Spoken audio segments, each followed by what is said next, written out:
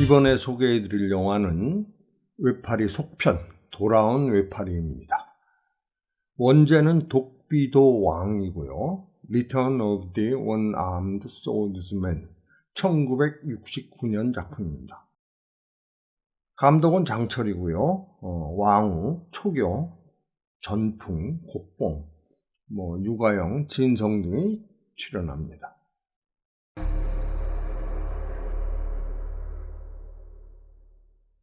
숙적 장비신마로 물리쳐서 사문을 구한 후 은가하여 조용한 삶을 살고 있는 방강에게 8대 도왕의 수하인 흑백도사가 비무첩을 가지고 찾아옵니다. 단오절, 패왕체에서 열리는 만도대회에 참석하라는 내용이었죠.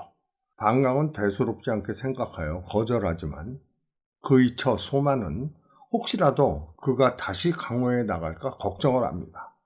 하지만 방강은 이미 강호와 은연을 끊었다면서 부인을 안심시키죠.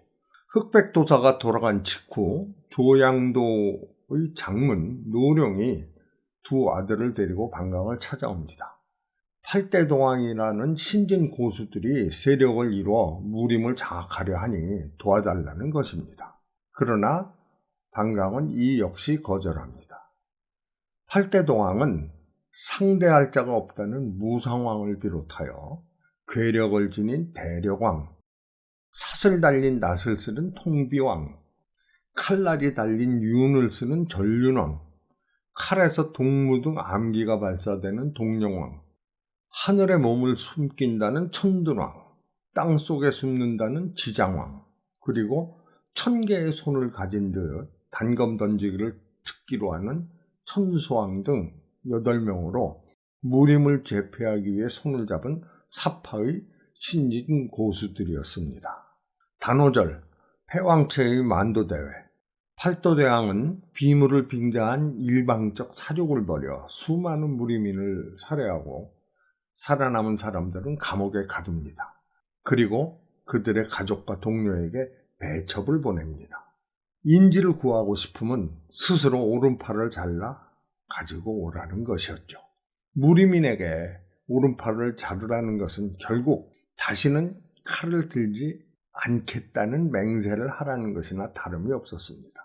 강호인들은 의견이 분분합니다. 맞서 싸우자는 강경파와 팔을 자르더라도 삽으로 구해야 한다는 의리파로 나뉩니다. 이 와중에 태극도의 목주는 삽으로 구하려는 일념에 스스로 오른팔을 자르지만 강경 노선을 고집하던 단원도의 단웅은 방강이 외출한 틈을 타서 그의 처 소만을 납치합니다. 분노한 방강은 흑백도사를 단칼에 베고 소만이 잡혀있는 곳으로 달려갑니다. 그녀를 납치했던 단웅은 이미 통비왕에 의해서 처참히 살해된 후였고 방강은 아내로 구하면서 비로소 무림의 위기를 감지하게 됩니다. 방강은 통비왕을 쓰러뜨리고 본격적인 합류를 결정하여 팔도대왕의 신상을 파악하는 한편 조직을 정비하여 패왕체로 향합니다.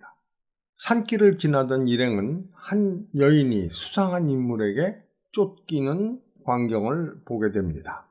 무인들이 달려가서 그녀를 구하자 아버지와 오빠를 구하기 위해 폐물을 챙겨 패왕체로 가는 중에 흉적을 만났다고 합니다.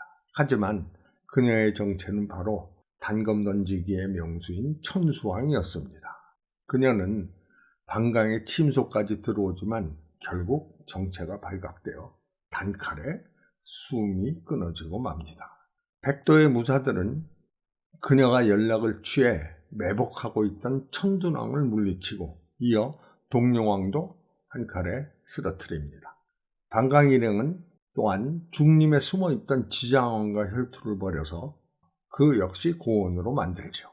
다음 날 사부를 구하고자 목준이 스스로 자른 팔을 들고 목준으로 가장하여 적의 본거지에 잠입한 방강은 억류되어 있던 무림인들을 구출하고 나머지 일행은 밖으로부터 공격을 합니다. 양동작전으로 적의 힘을 분산시킨 방강 일행은 대력왕과 전륜왕을 쓰러뜨리고 돌아옵니다. 백도 무림인들은 방강에게 감사의 표시로 독비도 왕이라는 칭호가 새겨진 목걸이를 선사합니다. 그런데 그날 뜻밖에도 반강의 처 소만의 회임 사실이 밝혀지고 모두가 만취하게 됩니다. 그때 무상왕의 수하들이 몰래 객잔에 불을 지르고 다시 혈전이 벌어집니다. 언 새벽이 될 때까지 벌어진 혈전, 반강은 물레방아를 이용해서 적들을 물리치고 무상왕과 맞섭니다. 베일에 쌓여있던 그의 무기는 다름 아닌 파도, 부러진 칼입니다. 반강의 것과 모양도 길이도 비슷한 무기였습니다. 싸움이 이어지고 무상왕은 드디어 최후의 비수를 씁니다. 그의 칼은 칼 속에 칼이 숨어있는 신축도였던 것입니다. 안테나 같은 무기였던 거죠. 짧았던 칼이 길어지면서 반강을 찔러오고 그가 당황하는 틈을 타서 무상왕의 칼이 섬광처럼 날아듭니다. 반강을 배웠다고 확신한 순간 무상왕은 거꾸로 반강의 칼에 가슴을 맞고 피를 쏟으며 쓰러집니다. 그는 반강의 오른쪽 소매만을 베었던 것입니다. 빈 오른 소매 때문에 반강은 또 한 번의 위기를 넘긴 것이죠. 8대 도왕을 쓰러뜨린 반강, 사륙이 멈추지 않는 강호의 다시 환멸을 느끼고 독비도 왕이라고 새겨진 금목걸이를 버린 다음 소만과 함께 자신의 초으로 돌아갑니다.